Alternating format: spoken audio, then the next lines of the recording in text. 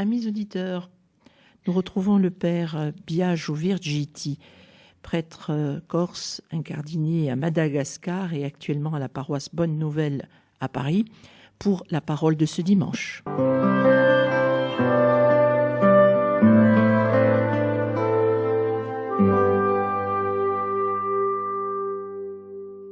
Chers amis de votre radio chrétienne, bienvenue pour une nouvelle émission où nous allons commenter les paroles de ce 5e dimanche du temps ordinaire de l'année A. Commençons sans plus tarder par la proclamation de l'Évangile. De l'Évangile de Jésus-Christ selon saint Matthieu. En ce temps-là, Jésus disait à ses disciples : « Vous êtes le sel de la terre. Mais si le sel devient fade, comment lui rendre de la saveur ? Il ne vaut plus rien, on le jette dehors et il est piétiné par les gens. Vous êtes la lumière du monde. Une ville située sur une montagne ne peut être cachée. Et on n'allume pas une lampe pour la mettre sous le boisseau. On la met sur le lampadaire, et elle brille pour tous ceux qui sont dans la maison. De même que votre lumière brille devant les hommes, alors voyant ce que vous faites de bien, ils rendront gloire à votre Père qui est aux cieux.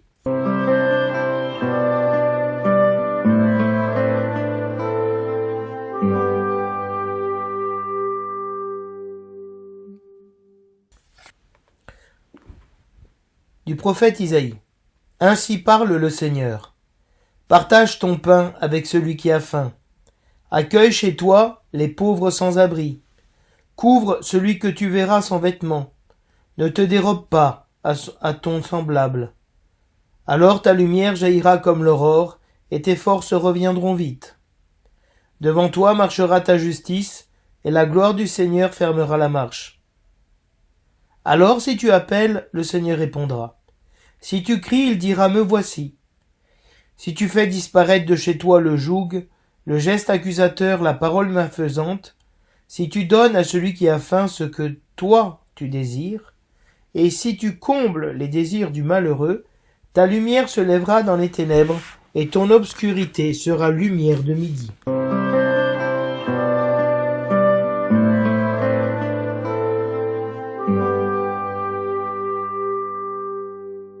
Le refrain du psaume nous dit : lumière des cœurs droits, le juste s'est levé dans les ténèbres. Lumière des cœurs droits, il s'est levé dans les ténèbres, homme de justice, de tendresse et de pitié. L'homme de bien a pitié, il partage, il mène ses affaires avec droiture. Cet homme jamais ne tombera, toujours on fera mémoire du juste. Il ne craint pas l'annonce d'un malheur, le cœur ferme, il s'appuie sur le Seigneur. Son cœur est confiant, il ne craint pas. À pleine main il donne aux pauvres. À jamais se maintiendra sa justice, sa puissance grandira et sa gloire. Lumière de cœur droit, le juste s'est levé dans les ténèbres.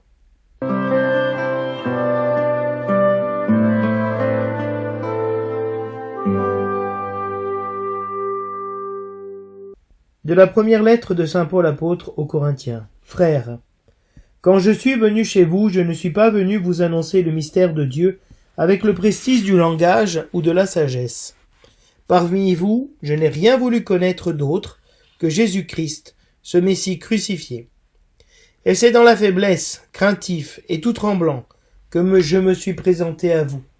Mon langage, ma proclamation de l'Évangile, n'avait rien d'un langage de sagesse qui veut convaincre, mais c'est l'Esprit et sa puissance qui se manifestaient, pour que votre foi repose, non pas sur la sagesse des hommes, mais sur la puissance de Dieu.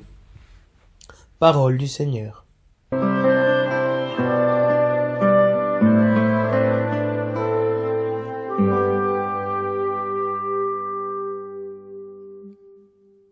Le thème de ce dimanche se focalise sur la lumière. Après avoir parlé dimanche dernier du thème du pauvre, la liturgie de ce dimanche semble surtout, avec la première lecture, reprendre le thème du pauvre, qui ici n'est plus le pauvre dans la dimension évangélique, celui qui est pauvre en esprit, mais vraiment celui qui est pauvre matériellement, abandonné. Et donc il reprend ce thème du pauvre, mais dans une dimension nouvelle et très intéressante, en lien avec le thème de la lumière. Car ici, c'est la lumière du Christ qui agit. C'est le comportement et l'attitude des croyants, qu'ils soient juifs pour l'Ancien Testament ou chrétiens, dans le rapport avec le pauvre, avec les pauvres. Ainsi, une attitude nouvelle, juste, lumineuse avec le pauvre. C'est la lumière du Christ, la lumière de la justice, de la vérité, la lumière de la charité, la lumière de la fraternité qui resplendit dans les chrétiens. Il s'agit donc ici du thème de la lumière, non pas comme la victoire de la lumière sur les ténèbres, mais la lumière qui fait un service, qui rend un service en illuminant et donnant du goût au monde, en lui donnant une saveur, une sagesse. Ainsi, la première lecture et le psaume décrivent cette réalité qui est dans l'Évangile, que vos bonnes œuvres brillent devant les hommes, pour rendre gloire à votre Père qui est dans les cieux. On voit comment s'exprime cette lumière dans le rapport avec les pauvres. Partager son pain avec celui qui a faim. Accueillir chez soi les pauvres sans abri. Couvrir ceux qui sont nus, sans vêtements. Ne pas se dérober, ne pas se détourner devant quelqu'un qui est dans le besoin. Faire disparaître dans notre maison des gens qui sont sous nous, sous notre autorité, toute forme de joug, de réalité pesante qui les contraint. Tout geste accusateur, le doigt pointé pour accuser l'autre, qui est une œuvre démoniaque. Toute parole malfaisante. Saint Paul nous disait qu'il n'y a aucune parole malfaisante en vous, mais plutôt une parole bonne pour édifier. De donner du pain à celui qui a faim. Et qu'est-ce qu'on lui donne à manger? Ce que toi-même tu désires. Si tu combles les désirs du malheureux, voilà la lumière de Dieu. Combler les désirs du malheureux. Voilà ce que le Seigneur est venu faire. Et cette lumière, nous dit le psaume, est une lumière qui brille dans les ténèbres. Elle s'est levée, cette lumière, dans les cœurs droits, c'est-à-dire dans les cœurs qui ont reçu Jésus-Christ. Parce que elle brille par la justice, elle rend l'homme juste, tendre, plein de piété. Un homme qui a pitié de l'autre, qui partage, qui est droit dans ce qu'il entreprend, qui a un cœur ferme véritablement, qui ne vit pas avec la peur, mais qui vit dans la confiance en Dieu. Et ce cœur confiant en Dieu lui donne de donner aux pauvres généreusement, à pleine main. En malgache, être généreux, ça se dire donner à pleine main. Malala katanana, d'avoir la main bien large, bien ouverte. Voilà l'œuvre de la justice, de la lumière de Dieu. Voilà ce que signifient les bonnes œuvres. Et saint Paul, lui, va continuer, si vous voulez, dans cette optique, où lui-même manifeste sa pauvreté. Il n'est pas venu annoncer aux Corinthiens à travers la sagesse du langage, un langage mystérieux, gnose, réservé à une élite. Non, avec un langage de sagesse. Parce qu'il a déjà essayé à Athènes en disant, voilà, j'ai vu une statue du Dieu inconnu, et ben ce Dieu inconnu, je vous le dis, chez Jésus-Christ, il est ressuscité des morts. Et on lui dit, écoute Paul, c'est très bien, sur cette histoire de la résurrection, t'es gentil, on t'écoutera un autre jour. Et donc Paul part d'un échec cuisant où il a voulu convaincre, manifester par la sagesse du langage aux Grecs, et il comprend que la seule chose qu'il peut annoncer véritablement, et qui fait mouche, c'est annoncer Jésus-Christ, et Jésus-Christ crucifié. C'est d'annoncer l'échec de Dieu en Jésus-Christ crucifié. Échec aux yeux du monde.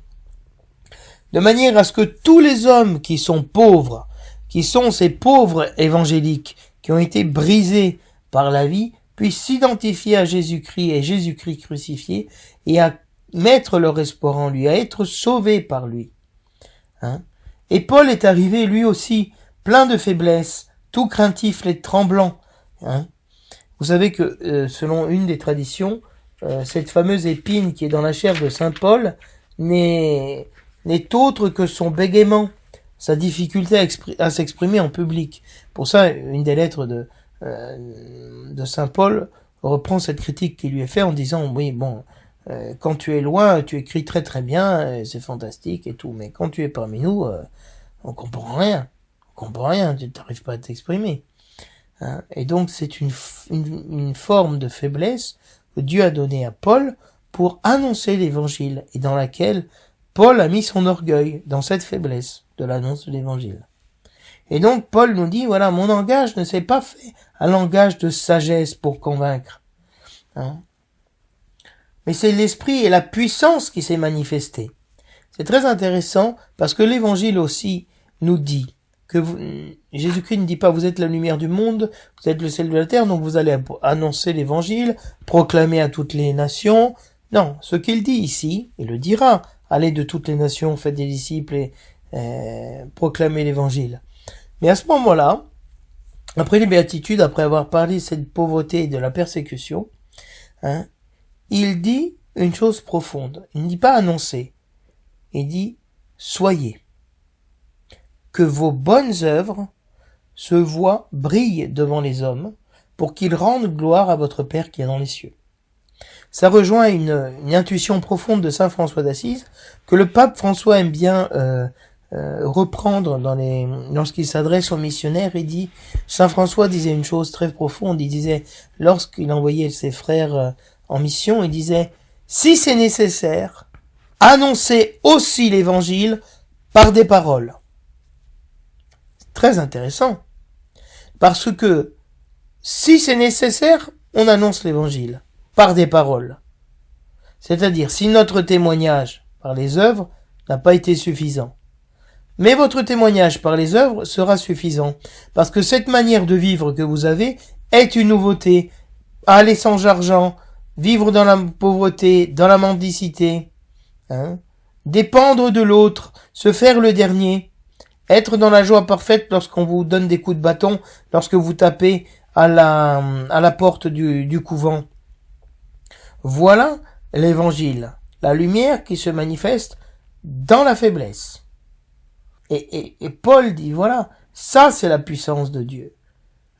Je vous ai annoncé Jésus-Christ crucifié, sans aucun triomphalisme, pour que votre foi ne repose pas sur la sagesse des hommes. Oh, moi je suis de Paul, oh, moi je suis de Pierre, oh, moi je suis d'Apollos. Ah ouais, moi j'ai été bien formé, j'ai vraiment, c'est extraordinaire, j'ai eu beaucoup de chance. Non, parce qu'on pourrait s'enorgueillir et se baser sur la force et la sagesse des hommes. Non, sur la puissance de Dieu qui agit dans la faiblesse de la parole. Donc c'est un encouragement que Dieu nous donne, hein, à rentrer dans cette sagesse, dans cette nécessité de vivre fidèlement à l'évangile pour que sa lumière brille en nous, que nous soyons lumière et que cette lumière se manifeste dans nos œuvres. Ainsi, la charité brille, resplendit dans le monde, elle se donne à voir. C'est pour ça que dans l'Église primitive, au 1er siècle, la société a été profondément marquée par le témoignage des chrétiens, par ce qu'était la communauté chrétienne, ce qui est repris dans un texte de Tertullien, où quand on voyait les premiers chrétiens, on disait « Regardez comme ils s'aiment, voyez comme ils s'aiment ». Il y avait une forme d'amour complètement nouveau. Il y avait une manière de s'aimer complètement nouvelle. Les chrétiens s'aimaient d'une manière nouvelle. Il n'y avait plus ni juifs, ni grecs, ni hommes, ni femmes, ni esclaves ou hommes libres. Il n'y avait qu'un seul homme nouveau dans le Christ. Une communion inouïe entre riches et pauvres. Une justice qui dépassait la justice du monde. Donc cette lumière véritablement de la communauté chrétienne qui est le corps du Christ resplendit comme une transfiguration.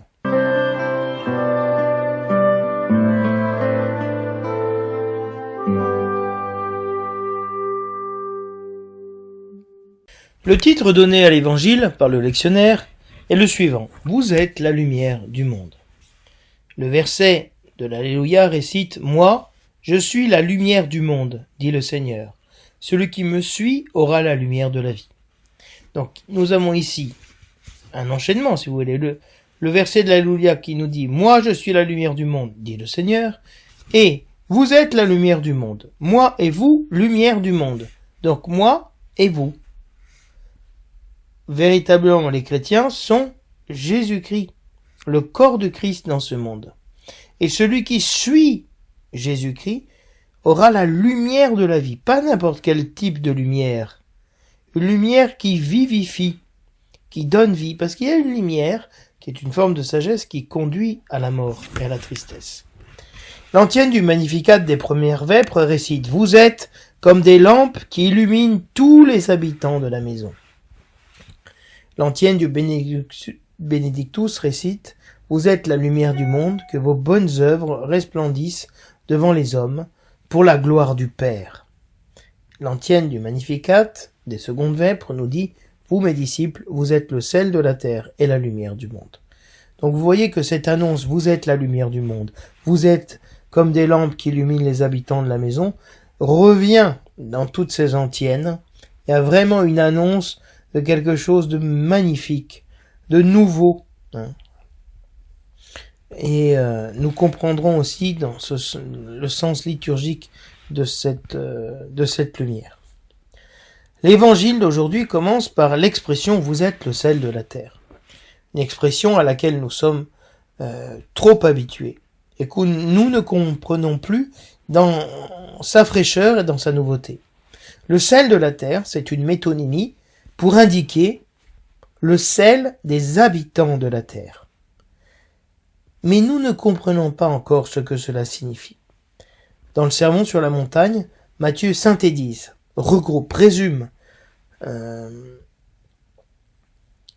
ce qui a été fait, donne un condensé, si vous voulez, du message chrétien pour les missionnaires et pour son Église.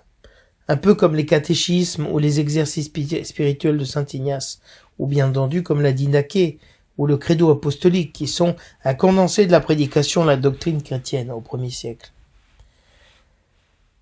Matthieu ne peut pas tout développer dans le Sermon sur la montagne. Et donc, il va garder une forme lapidaire, artistique on pourrait dire. Vous êtes le sel de la terre, la lumière du monde, vous êtes des pêcheurs d'hommes. Ces formules sculptées sur mesure qui demandent un approfondissement et véritablement une méditation de la réalité qui est annoncée. Nous retrouvons la même métonymie à travers le terme lumière du monde, dans le sens de la lumière des hommes, lumière de l'humanité. Parce que la lumière servira à l'avantage de ceux qui sont dans la maison. Cette déclaration, vous êtes le sel de la terre, vous êtes la lumière du monde, s'adresse en particulier aux derniers interlocuteurs de la dernière béatitude qui vient d'être proclamée par Jésus-Christ. Heureux êtes-vous lorsqu'ils vous insulteront, qu'ils vous persécuteront et diront toutes sortes de mal contre vous à cause de moi.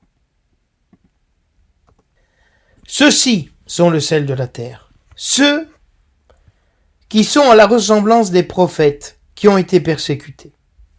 Voilà ceux qui sont la lumière du monde, ceux qui sont le sel de la terre, ceux qui ont été persécutés. Pour Pline l'Ancien, qui est né après Jésus-Christ, il affirme que rien n'est plus utile que le sel et la lumière. Le sel et la lumière sont donc uniques, indispensables, irremplaçables. Personne ne peut rendre le service qu'ils rendent.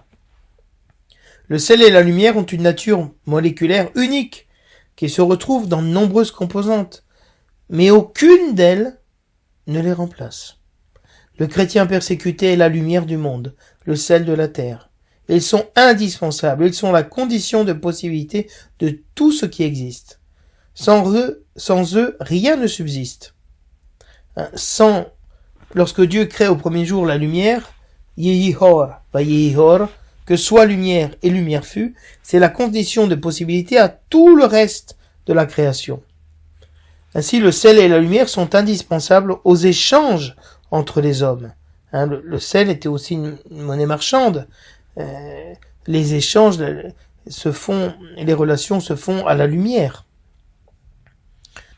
Dans un article très intéressant, Christine Perrichet-Thomas, qui parle de la symbolique de l'utilisation du sel et de la lumière dans l'Antiquité, elle nous dit que l'universalité géographique et temporelle du sel, sa récupération par le pouvoir, permet de comprendre que sa fonction religieuse aille de pair avec son rôle symbolique.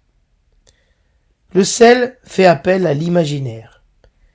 Il intervient dans des domaines extrêmement variés, où il accompagne presque toujours des symboles positifs, le travail, la mer, la beauté, l'esprit.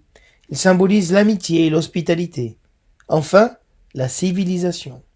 Il est partie prenante dans les serments et dans les rituels. Dans la Bible, le sel accompagne chaque jour les sacrifices. Chaque animal immolé est d'abord salé avant que son sacrifice ne soit consommé. Il y a donc un lien entre le sel et le sacrifice. Voilà probablement pourquoi Matthieu choisit d'identifier les chrétiens avec le sel avant de les identifier avec la lumière, car il a terminé ses béatitudes en parlant de la persécution, où les chrétiens seront offerts en sacrifice au nom du Christ. Et c'est très intéressant parce que les textes rabbiniques parlent beaucoup de la souffrance du sel comme la capacité à souffrir. Et donc, de la même manière que le sel donne du goût aux aliments, la souffrance de l'homme donne un sens à sa vie. Parce que c'est une souffrance qui est rachetée, qui est illuminée, qui est unie au Seigneur. Les chrétiens sont purifiés par le sel, qui est un élément donc qui purifie les victimes pour le sacrifice. Ils sont purifiés par la parole, par la mort du Christ. C'est pourquoi s'ils perdent cette pureté, cette purification, s'ils renient le salut du Christ, qui pourra les sauver? Qui pourra les purifier? Qui d'autre que Jésus-Christ pourra les sauver? Personne. Dans le second livre des rois, on voit que le sel vient pour protéger et éloigner la mort. Normalement, le sel ne perd pas ses propriétés parce qu'il transmet à l'eau, à la terre, aux aliments sa nature. Il se dissout, mais il demeure dans les aliments. Pour qu'il s'affadisse, que faut-il?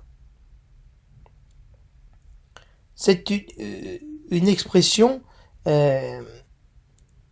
très intéressante dans l'Antiquité. Pour montrer qu'une chose était absurde, on disait, mais est-ce que le sel va s'affadir? C'est impossible. Et ici, Jésus-Christ fait une argumentation par l'absurde. Pour montrer qu'il est impensable et improbable qu'une telle chose arrive, que le sel se dénature. Ici, Jésus-Christ utilise cette expression qui était donc assez courante dans l'Antiquité pour montrer que si les chrétiens perdent leur nature, c'est irrémédiable. C'est donc un avertissement sérieux qui retentit ici, plus qu'une menace. C'est une mise en garde, car cela peut nous arriver de perdre ce que nous avons reçu. Et l'expression « être jeté dehors » est souvent utilisée par Matthieu pour signifier la perte définitive de la relation avec Dieu. Et comment on dit en grec « s'affadir », on va utiliser la racine « moros », qui veut dire « stupide, insensé, imbécile, rendre fou ». Et ça veut dire aussi « s'affadir ». Donc, en araméen, probablement, je n'ai pas retrouvé le terme, mais j'ai eu un commentaire assez sérieux qui en parlait, qui disait qu'il y a un double sens entre stupide et fou et s'affadir. Donc il y a un lien entre la sagesse et le sel, entre s'affadir et devenir fou. Parce que le sel, c'est aussi l'instrument de l'alliance. Les chrétiens sont le sel de la terre. Ils sont l'alliance de Dieu avec les hommes. Le même que le sel est indispensable à la vie, parce qu'il arrête la corruption. Les chrétiens sont nécessaires au monde parce qu'ils arrêtent, par leur être chrétien, la corruption du monde. Et ce sel était donné aussi aux catéchumènes. Il faisait partie non seulement du rituel ancien du Concile de Trente, mais bien avant dans l'Antiquité, comme un signe fondamental du baptême. Saint Augustin nous dit dans ses confessions « J'étais déjà marqué du signe de sa croix, la croix de Jésus-Christ, j'étais déjà assaisonné du sel divin, dès ma sortie du sein de ma mère, qui a tant espéré en vous. » Donc il parle de ce sel qu'il a reçu, qu'on donnait aux catéchumènes, et qu'on mettait sur leur langue un morceau de sel qui se fondait, qui était le signe qu'ils étaient appelés à participer avec Jésus-Christ à la souffrance de Jésus-Christ, et à devenir le sel de la terre, à se fondre, à avoir du sel en eux, à avoir le sens de la souffrance, le sens de cette pauvreté évangélique que nous avons entendue la semaine dernière dans les Béatitudes. Sans cette expérience véritable, plus que cette conviction intellectuelle, mais cette expérience, le chrétien ne fait pas son œuvre de saler. Et cette métaphore du sel est donnée par Jésus, et elle est paradoxale, parce que le sel peut donner de la saveur aux autres aliments, mais rien ne peut donner de la saveur au sel, si celui-ci cesse d'en avoir ou d'en donner. Et c'est lié à la persécution, parce que le sel, les chrétiens, le monde a besoin des chrétiens pour leur donner du sens, du goût.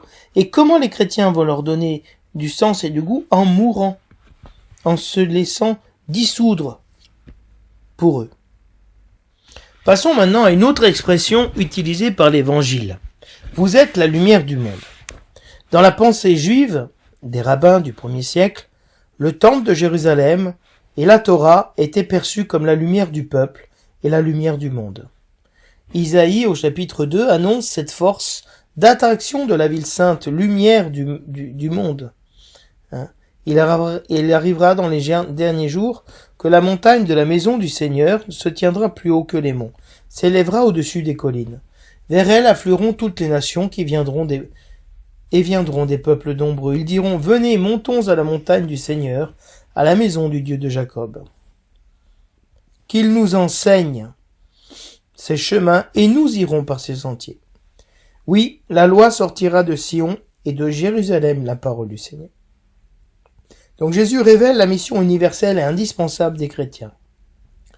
Après avoir surpris tout le monde, avec le dévoilement des béatitudes en actes, dans la vie des pauvres et des humiliés, c'est-à-dire, après avoir surpris un peu son éditoire en disant « Mais en fait, vous êtes heureux, mais vous vous en rendez pas compte, parce que cette pauvreté dans laquelle vous êtes, cette soif de la justice, c'est déjà une élection de Dieu sur vous, c'est déjà le royaume. » Après avoir un peu surpris son auditoire, et qui est resté ébahi, Jésus-Christ continue en disant « Vous êtes la lumière du monde. » Dieu est lumière, nous dit Saint Jean, le psaume 27.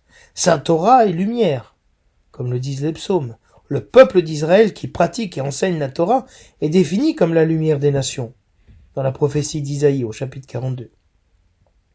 Dans un commentaire de la Genèse, qu'on appelle Bereshit Rabbah, un commentaire rabbinique des premiers siècles, on dit que la lumière soit, c'est-à-dire les œuvres des justes. Les bonnes actions sont littéralement des actions belles à voir. Et donc, ces œuvres bonnes sont la lumière que Dieu a fait briller au premier jour. Cette lumière qui resplendit dans le monde. Ce sont déjà les œuvres des justes. Et donc, Jésus va dépeindre la mission de ses disciples dans les termes bibliques traditionnellement utilisés pour parler de la mission d'Israël. Cette mission, qui est de saler et d'illuminer, va être développée par la suite dans tout le sermon sur la montagne. Mais les croyants ne peuvent pas se limiter à être ce qu'ils sont, car pour demeurer ce qu'ils sont, ils doivent accomplir leur mission et briller sur le lampadaire. Donc l'Église ne doit ni se retirer du monde en se mettant sous le boisseau ou en fuyant du monde, ni en s'adaptant ou se conformant au monde au risque de perdre sa nature et sa saveur, si le sel s'affadit. Donc l'Église ne doit pas se fondre dans le monde. Elle doit fondre dans le monde, mais elle ne doit pas se fondre. Elle ne doit pas se rendre semblable aux hommes. Ce sont justement ceux qui subissent la persécution des autres hommes qui sont là pour les autres. C'est un paradoxe. Ceux qui sont persécutés, ils ont pour but de sauver les autres. Donc la victime se fait sauveur. Et on comprend bien combien ici l'appel à être chrétien, à être le sel, n'est pas un appel élitiste, parce que le sel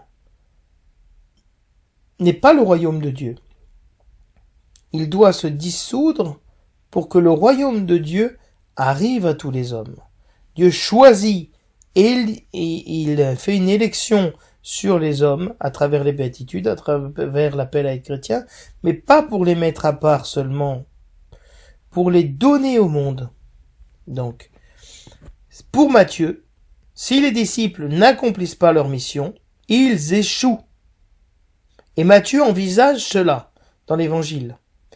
Jésus dit, c'est possible que vous ne réussissiez pas, que vous perdiez le sens, le goût. D'ailleurs, Jésus-Christ le dira à un moment donné. Lorsque le Fils de l'homme viendra, trouvera-t-il la foi sur la terre? C'est-à-dire, trouvera-t-il cette nature que moi je suis venu donner? Peut-être que non. Et Jésus-Christ est très réaliste. Il sait que c'est possible que nous puissions nous dénaturer. On retrouvait dans le chapitre 49 d'Isaïe la mission du serviteur de Yahvé, qui est destiné à être la lumière des nations. Et Jésus-Christ reprendra à son profit cette lumière des nations en disant « Je suis la lumière du monde » dans l'évangile de Jean. Et nous aussi, nous sommes, par participation, la lumière du monde. Mais nous ne sommes pas l'origine de la lumière. Nous sommes la lumière par participation à la lumière éternelle qu'est Jésus-Christ. Et ici, ce n'est plus Jésus-Christ qui est appelé lumière du monde, mais vous. Jésus-Christ s'adresse à la communauté chrétienne dans l'évangile de Matthieu. La lumière se comprend, et Jésus va identifier les chrétiens, la lumière du monde, à une ville qui est illuminée, ou une lampe qui est allumée. Cette élévation de la lumière, pour qu'elle fasse son service d'éclairer les hommes, renvoie implicitement, il nous semble, à l'élévation de Jésus sur la croix. Lorsque je serai je serai élevé de terre, j'attirerai à moi tous les hommes.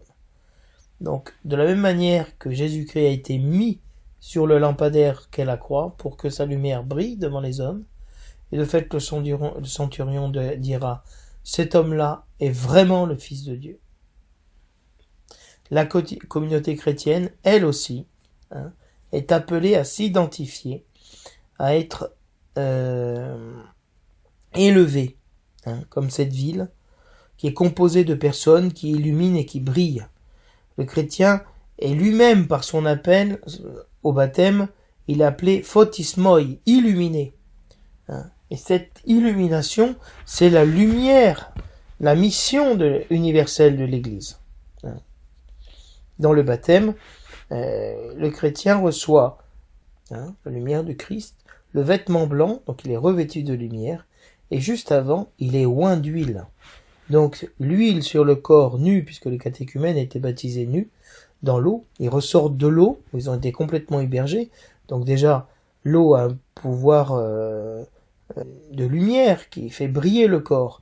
À ce corps mouillé va être rajoutée l'huile sur laquelle on va oindre tout le corps du baptisé, donc il devient lumière, et on lui remet le vêtement blanc. Et on lui confie la lumière du Christ. Donc vous voyez qu'il y a un excès de lumière, une identification pleine entre le chrétien et la lumière dans le rite baptismal. Donc le chrétien ne peut pas échapper à sa mission. À travers son essence, son être et sa mission, Jésus affirme qu'il est impossible que le chrétien perde son essence ou ne réalise pas sa mission. Même si, comme je disais tout à l'heure, il le laisse comme une possibilité.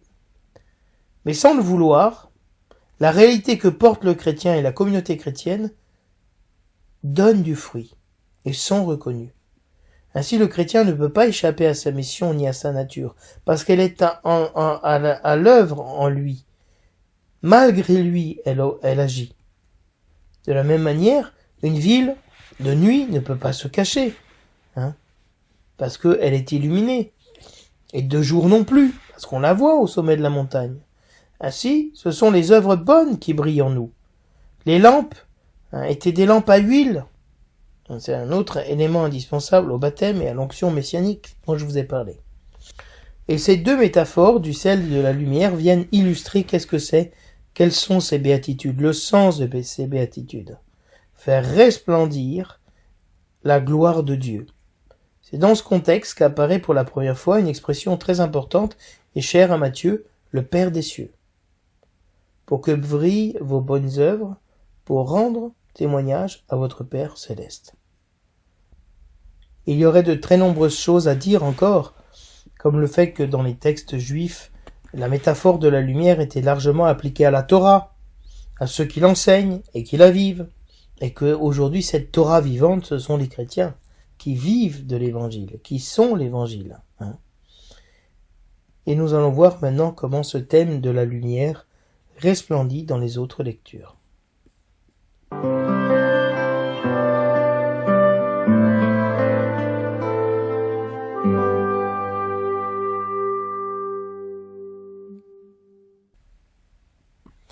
Voyons maintenant un peu plus en détail comment ce thème de la lumière et du sel de la terre, donc cette mission des chrétiens, se développe dans la première lecture et dans le psaume.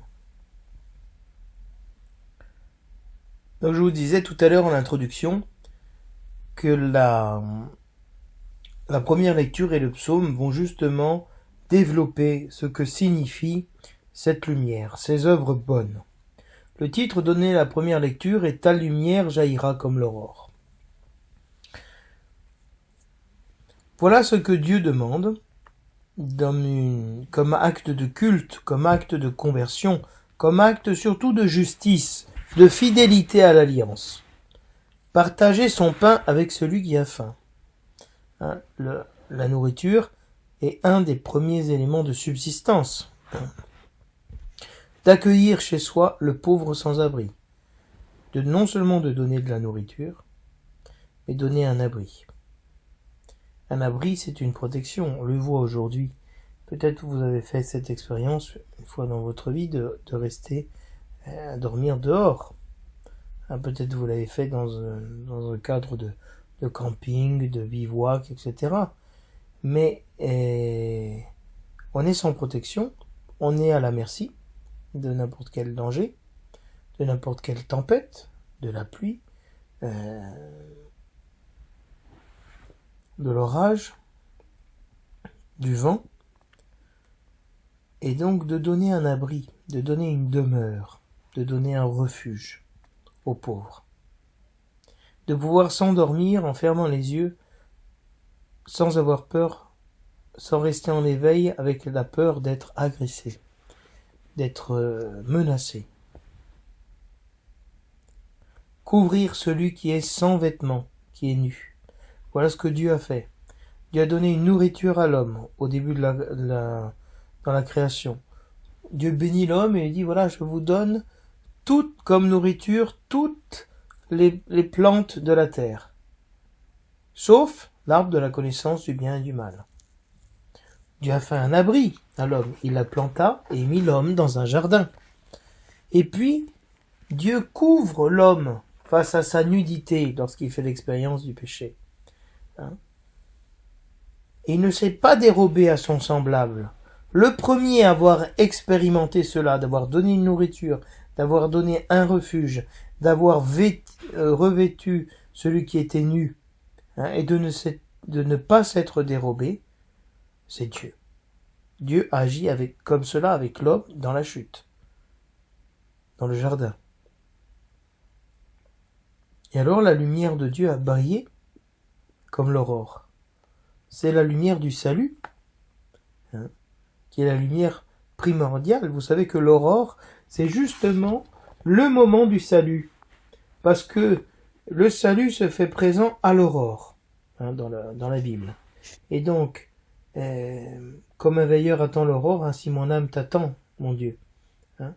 C'est-à-dire, l'aurore, c'est l'aurore du salut. On le dit aussi dans le chant La Vierge, où on dit aurore du salut.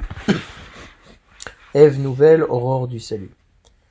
Et alors, celui qui agit de cette manière-là, les forces lui reviennent. Quelle force? Les forces, c'est ce qu'il vient de donner aux pauvres. Le pain, l'abri, le vêtement, le temps, il ne s'est pas dérobé. Les forces lui reviennent.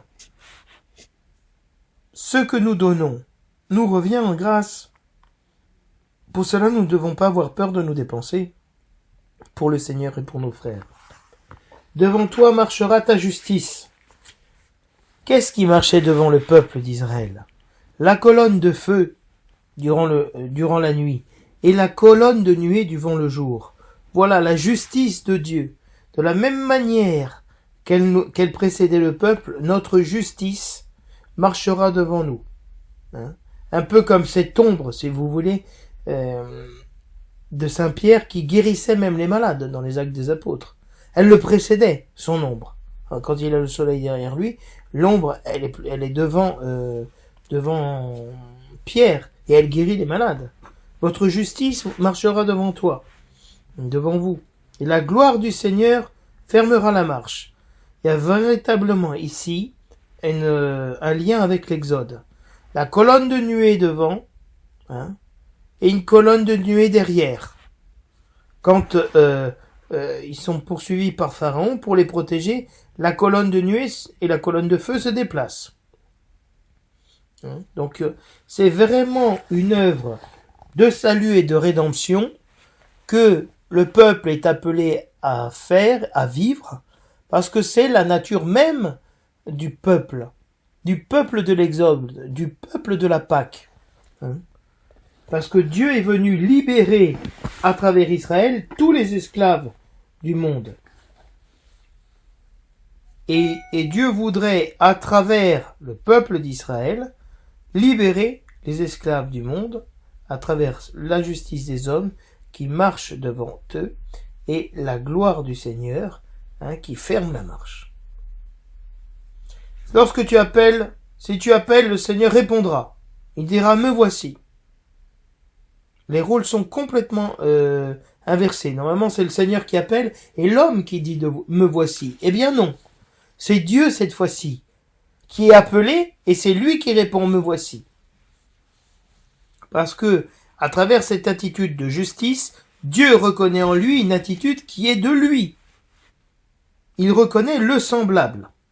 Si tu fais disparaître de chez toi le joug, c'est cette pièce de bois qu'on mettait sur les bœufs pour les bloquer et leur permettre de travailler ensemble. C'est un instrument de labour, si vous voulez, de travail, mais c'est aussi l'image de l'oppression. Le joug, c'est le contraire de la liberté. Ce sont comme des chaînes, si vous voulez. Et c'est quelque chose de pesant. Et Jésus-Christ dira, prenez sur vous mon joug et apprenez de moi qui suis doux et humble de cœur. Faites disparaître le geste accusateur. Pourquoi? L'accusateur de nos frères est rejeté, celui qui nous accusait jour et nuit devant notre Dieu. Qui est l'accusateur? C'est Satan, c'est le démon. Donc nous, comme chrétiens, nous ne sommes pas appelés à accuser, mais à défendre, parce que nous avons reçu le Paraclet, l'Esprit Saint, le défenseur, non l'accusateur. Faites disparaître toute parole malfaisante. Et saint Paul nous dira, faites disparaître toute parole mauvaise. Dites plutôt une parole bonne pour édifier, constructive. Si tu donnes à celui qui a faim, donne ce que toi tu désires. Tu veux la langouste? Tu offres la langouste aux pauvres. Toi tu veux la langouste et tu vas donner quoi aux pauvres? Un morceau de pain, une baguette? Non. Si véritablement tu considères l'autre comme supérieur à toi et que tu veux l'aimer comme toi-même, tu lui donnes ce que toi tu désires. Donc de donner au pauvre qui a faim ce qu'il désire, de bonnes choses. Si tu combles les désirs du malheureux, ta lumière se lèvera dans les ténèbres, et ton obscurité sera lumière de midi. Combler les désirs du malheureux, du pauvre, qui n'est pas seulement le pauvre matériel, mais le pauvre en esprit, le pauvre évangélique, ta lumière se lèvera dans les ténèbres. De la même manière que le peuple a vu se lever une grande lumière, on verra tes œuvres. Vous savez que dans le monde, il suffit qu'il y ait un seul saint sur cette terre pour que tous voient la lumière de Dieu. Il suffit dans la nuit d'une seule petite lumière. Même la petite luciole qui vole, tout le monde la voit, dans les ténèbres les plus totales. Et ton obscurité sera lumière de midi, en plein jour. C'est-à-dire ce qui est de plus ténébreux en toi sera comme la lumière du plein midi.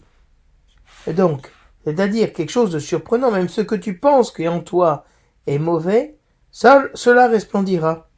Le psaume continue en disant « Lumière des cœurs droits, le juste s'est levé dans les ténèbres. » La justice s'est levée dans les ténèbres. Quelle est cette justice? De l'homme qui a le cœur droit, qui agit en conformité et en syntonie avec le Seigneur, qui a le cœur de Dieu. La justice de Dieu, c'est sa lumière, qui éclaire tout homme. C'est son amour, parce que justice et miséricorde en Dieu sont une seule réalité. Chez nous, les hommes, elles se séparent parce qu'elles arrivent à deux moments différents. Mais en Dieu, elle est unique. L'homme de bien a pitié, il partage. Les œuvres bonnes, c'est le chrétien qui est devenu lumière parce qu'il a pitié des autres, parce qu'il reconnaît dans les autres ce qu'il était lui-même avant que Jésus-Christ vienne le chercher. Un pauvre, un misérable, un mendiant, que Jésus-Christ a revêtu. Et donc c'est pour ça qu'il partage, et qu'il agit avec droiture, c'est-à-dire il fait justice, il donne son dû aux personnes, il n'exploite pas l'autre. Cet homme, s'il agit dans la justice, ne tombera pas. Au contraire, on fera mémoire de lui, de cette justice. Pour ça, il ne craint pas l'annonce d'un malheur. Il ne craint pas parce qu'il sait que le Seigneur est son refuge. Le Seigneur est son appui. Et donc, il a un cœur qui n'est pas guidé par la crainte, par la peur, mais il est dans la confiance de Dieu. Il ne craint pas. Et il donne de manière généreuse aux pauvres. Comme nous disait la première lecture, donne aux pauvres ce que toi tu désires. Tu désires manger, pas tu désires donner. Et à jamais se maintiendra sa justice. Sa puissance grandira et sa gloire. Donc il y a véritablement un progrès, une émancipation, une grandeur, une magnificence qui est faite chez l'homme. L'homme qui se comporte de cette manière-là, ses œuvres bonnes se manifestent, il devient lumière et lui-même grandit, et grandit par la charité.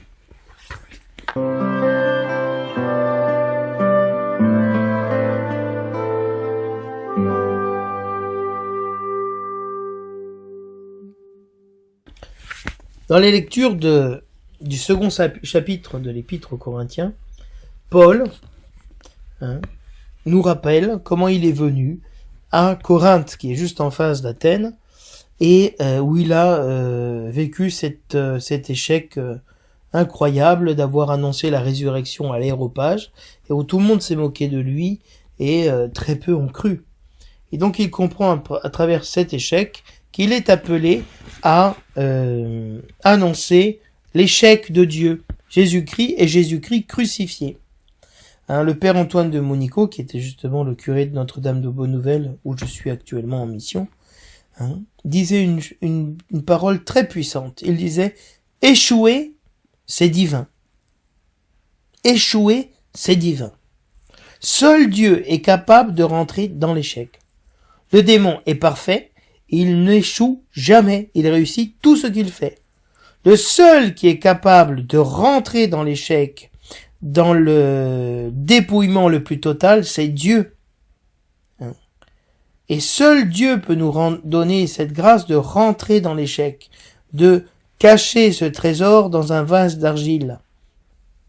Et Paul nous dit, le titre donné par la deuxième lecture est « Je suis venu vous annoncer le mystère du Christ crucifié. Voici la lumière du monde. Jésus-Christ et Jésus-Christ crucifié. » Ce mystère du crucifié, c'est-à-dire cette révélation mystérieuse qui renverse la situation de l'homme, de la malédiction, le fait, à travers la malédiction qu'a pris Jésus-Christ sur la croix, il nous a donné la bénédiction.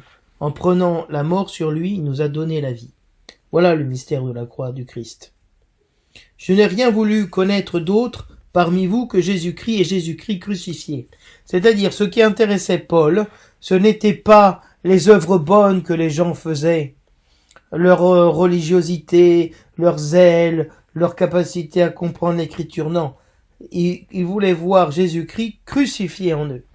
C'est exactement ce que fait Saint Charles de Foucault et ce qu'a voulu faire Kiko Arguello, qui est l'initiateur du chemin néo-catéchuménal, lorsqu'il est allé dans les bidonvilles de Madrid, être au pied des pauvres et de Jésus-Christ crucifié dans les pauvres.